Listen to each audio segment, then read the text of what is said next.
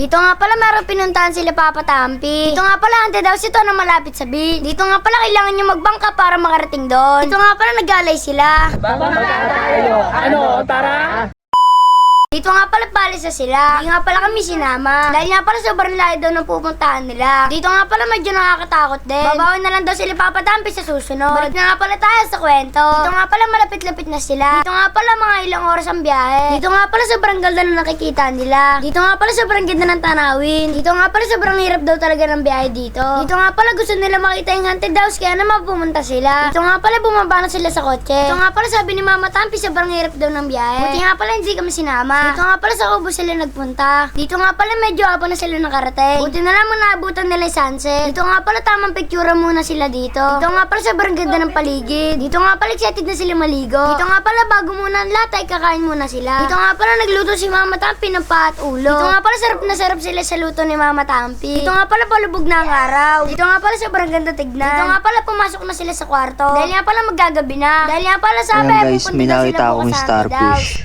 Guys, Si Patrick. Patrick guys, buhay na buhay na starfish guys. So yung guys, umaga, ako unang nagising. Yan. Kaya gandang umaga. Pupunta nga pala kami dun, mamaya. Life best daw, guys. Dito na ako sa unahan para ano. Okay.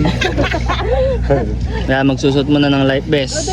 Kaya siya, tal. Wala mo. Bakla tayo. Ano, tara? Tara.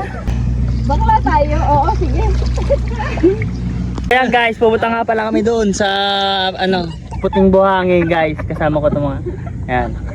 Pupunta kami doon guys sa ano, Puting Buhangin. Guys, so ganda oh. Ganda ng ano guys, mga damo-damo dito. Lulok yung oh. Yeah.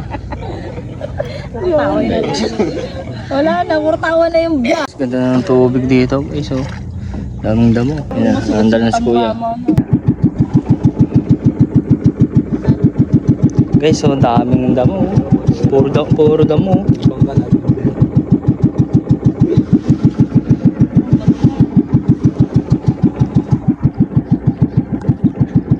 Guys, pupunta na ako yung ano, Vietnam. Ayun. Puro bato na dito. Ay, malalim na to. Malalim na yan. Ayun po, mga korang. Tatal. So yan, bababa na nga pala kami. Nandito na nga pala kami sa isla. Yan guys, oh. Tingnan nyo. Ayun oh. Guys, oh, daming isda guys, oh. Huliin ko mamaya yan. Ayan guys, ang ganda ng daming isda doon guys. Huli ang isda doon. Ayan guys, oh, parang nakakatakot dito. Parang creepy dito. Guys, oh. Ang bahay, parang ang liit. Parang nakakatakot, oh. Liligo na tayo, no? So ayan guys, maliligo na nga pala kami. Bawal tumambay dito, salamat. Bawal tumambay. Bawal na tumambay dyan. Ate, palaging yan ano? Nababaw din sa lupa. Mabaon doon sa lupa, baka magkabuhangin yan ba? Bawal yata yan. Ayan guys, maliligo na kami. Picture muna kami dito. Kasama si Bidyo yan, Mimi. Grabe, ganda guys. Oh. Yung may mga ano, dainyoso, mga silver. Ayun, daming isda guys, oh. Mahuli kaya ito? Guys, oh. Mamaya, manghuli akong isda dyan, guys. Ayan guys, may nakita nga pala ako. Nilalaro ko nung bata ako.